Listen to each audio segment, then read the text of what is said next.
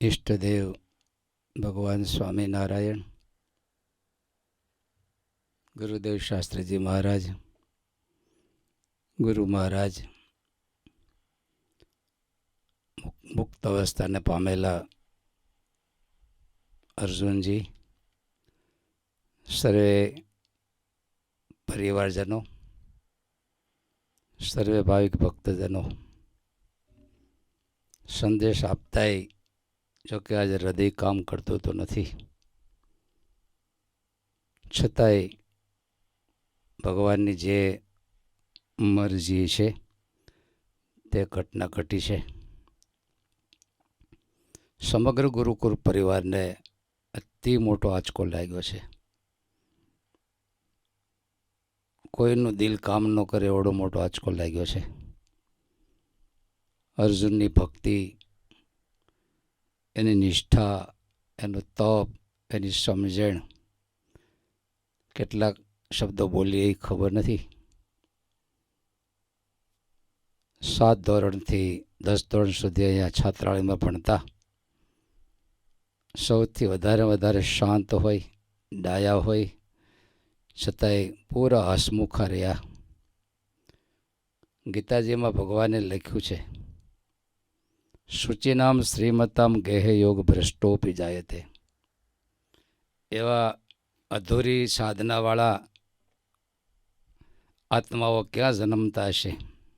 તો કે પવિત્ર પરિવાર હોય, સુખી પરિવાર હોય ત્યાં જન્મ લે છે અને સાધુ સંતોના યોગમાં આવી ચડે છે. આટલી નાની અવસ્થામાં ગુરુકુળમાં ભણવાને નિમિત્તે સંતો વચ્ચે આવી ગયા, પણ પૂરું જીવન ગુરુકુળમાં જીવા.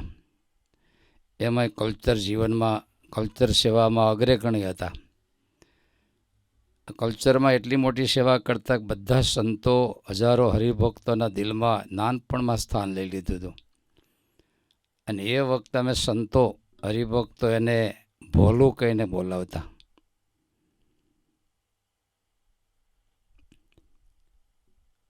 ત્યાર પછી ભણતર પૂરું કર્યા પછી લંડન તરફ આવેલા, પણ સત્સંગમાં કોઈ પ્રકારની આંચ ન લીધી.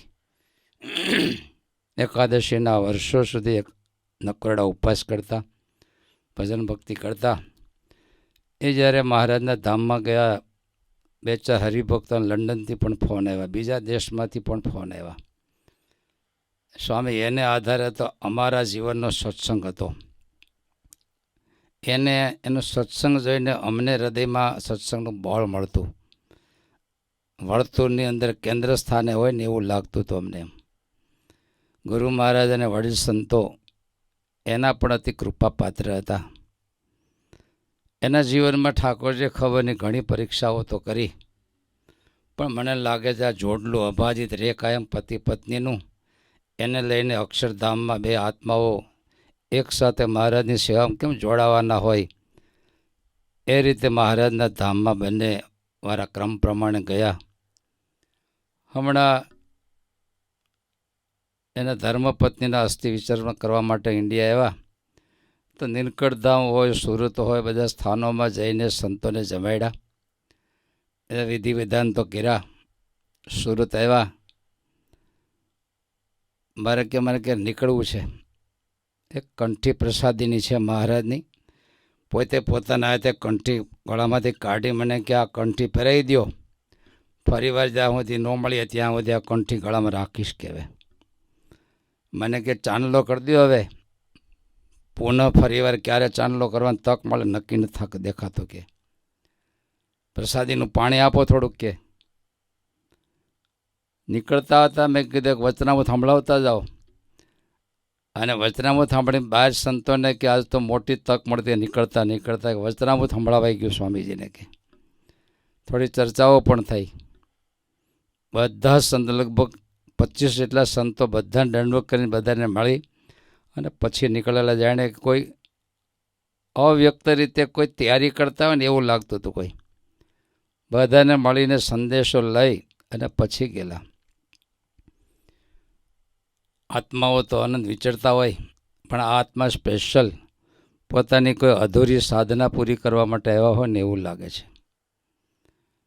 વિશેષ તો શું કહીએ, એના જીવન એ જ યુવાનીમાં કેવો સત્સંગ હોય એનો સંદેશ છે. કેટલો એના મુખ ઉપર સતત સ્મિત રહેતું, પ્રેમાળ જિંદગી હતી. ત્યારે ભગવાનને ખૂબ પ્રાર્થના કરીએ છીએ, ભગવાન તમે ઉતાવળ તો બહુ કરી, પરીક્ષા કરી એને વાંધો નથી, પણ આટલી બધી ઉતાવળ કરીને તમે લઈ લીધા. ભગવાન સ્વામિનારાયણે વચનામૃતમાં એવી નોંધ આપી છે, ક્યારેક કાળની ગતિ આવે તો ક્યારેક કર્મની ગતિઓ આવતી હોય, ક્યારેક માયાની ગતિ આવતી હોય. આખું વચનામૃતમાં મહારાજ બહુ વિવરણ કર્યું છે. મારવાડ જેવા દેશમાં પાણી બહુ ઊંડા હોય તો ભગવાનનો ભગત જન્મ હોય તો એનું ઊંડું જ પાણી રહે. એક સાથે કોઈ લડાઈ હોય તો લક્ષાવધિ લોકો મરી જાય, બધાના કર્મ એકારે ખોટા ન હોય, પણ કાળની ગતિ આવી છે. કોઈ એવો રોગ ફાટી નીકળે કોરોના જેવો, લાખો લોકો મરી જાય, બધાના કર્મ એકારે ખોટા ન હોય, પણ દેવ સંબંધી આપદામાં આવી ગયા છે. ત્યારે આ કોઈ દુર્ઘટના એ કાળની ગતિ હતી. અને એમાં પરમ ભક્તરાજ મહારાજમાંથી હેતવાળા બધા ગુરુકુળ પરિવારના ખૂબ લાડીલા ગુરુ મહારાજ વગેરે સંતોના કૃપાપાત્ર એ પણ એક કાળની ગતિની અંદર પ્રવેશ કર્યો, મહારાજના ધામમાં ગયા. પણ એ તો સત્ય દેહે જ મુક્ત અવસ્થાને પામેલો જીવ હતો. મહારાજના ચરણોમાં અક્ષરધામમાં અખંડ સેવામાં જોડાઈ ગયા છે. એના બંને નાની દીકરીઓ પણ બહુ નાનીકડી છે. ભગવાનને પ્રાર્થના કરીએ છીએ, ભગવાન સર્વ પ્રકારે એની સુરક્ષા રાખે, આગળ વધતા રહીએ. પરિવારને પણ અતિ આઘાત તો હોય, પણ ભગવાન ખૂબ ધીરજતા આપે, સર્વ પ્રકારે ભગવાન ખૂબ ભક્તિનું બળ આપે, એવી શ્રીજી મહારાજના ચરણોમાં પ્રાર્થના. બધા પ્રેમી ભક્તોને અમારા દિલના જય સ્વામિનારાયણ.